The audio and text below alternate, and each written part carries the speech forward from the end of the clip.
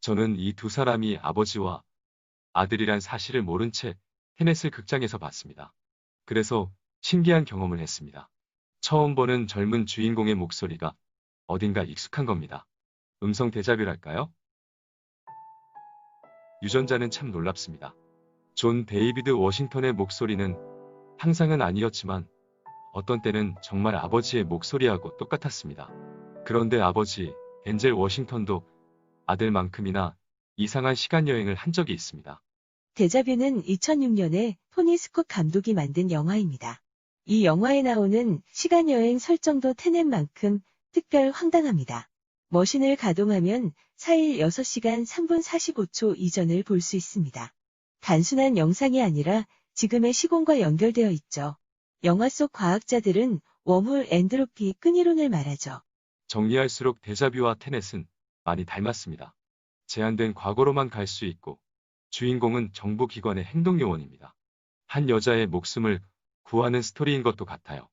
데자뷰의 덴젤 워싱턴도 아들처럼 정부의 과학자를 만나 황당한 기술적 설명을 듣습니다.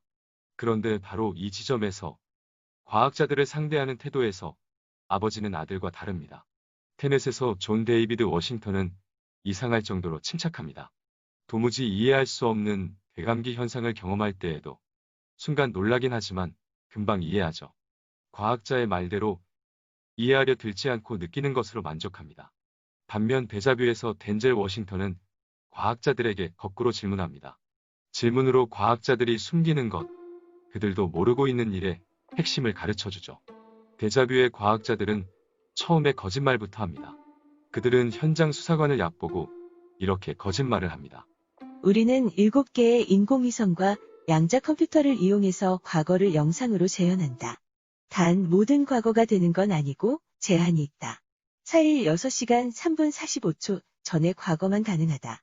이 시스템의 이름은 백설공주.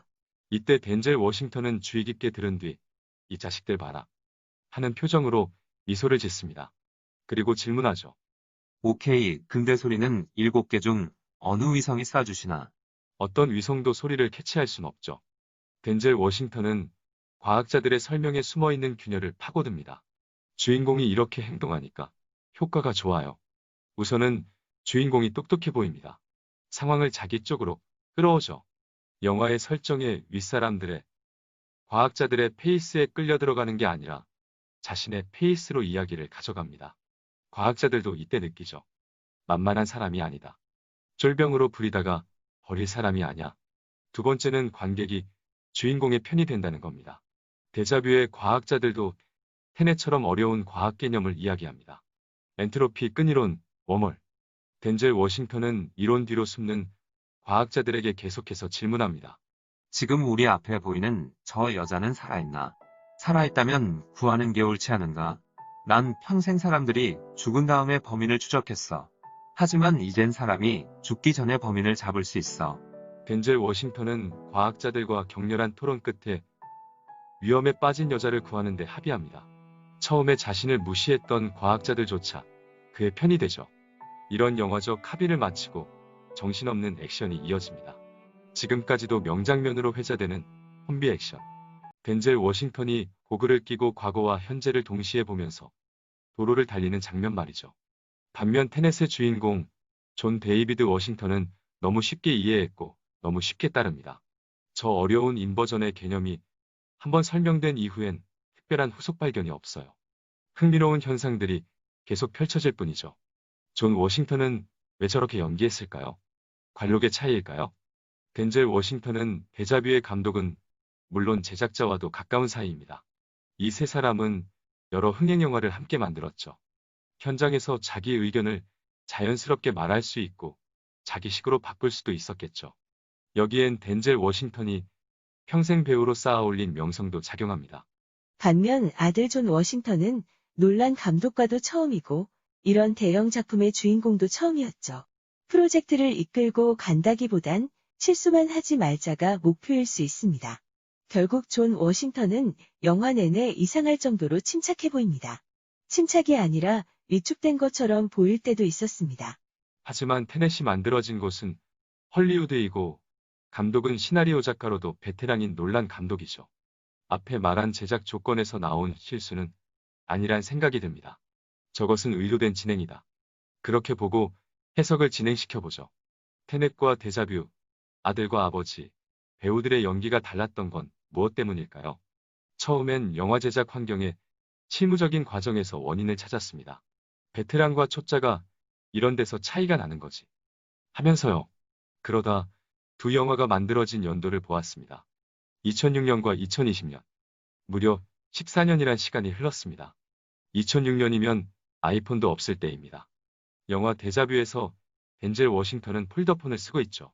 폴더폰과 아이폰 시대의 차이는 무엇일까?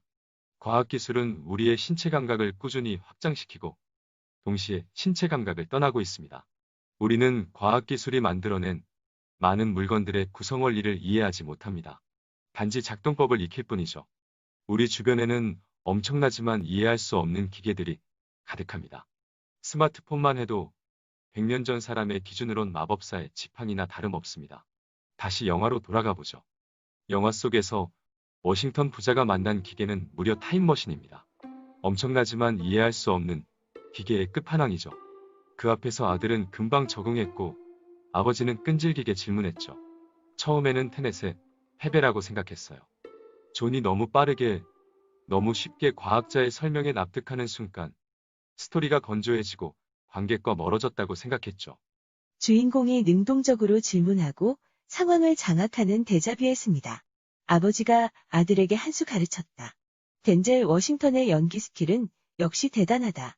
하지만 데자뷰와 테넷 사이 14년 동안 인간은 엄청나지만 이해할 수 없는 기술과 더 자주 만났습니다. 우리 주변은 점점 더 그런 기술들로 덮이고 있죠. 이제 우리들은 14년 전보다 그런 기술들에 익숙합니다. 기술을 만났을 때 놀라거나 의심하기보단 기계의 작동법을 빨리 익혀 써먹으려 들죠. 테넷의 주인공은 감정이 결여된 게 아니라 기술에 더 많이 노출되어 잘 적응한 우리들을 대변한 건 아닐까요? 앞으로 14년이 흐른 뒤에 더 기술이 발전하면 우리는 어떤 반응을 할까요? 다만 현실과 별개로 배우의 입장에선 아버지 덴젤 워싱턴의 방법이 옳은 것 같아요.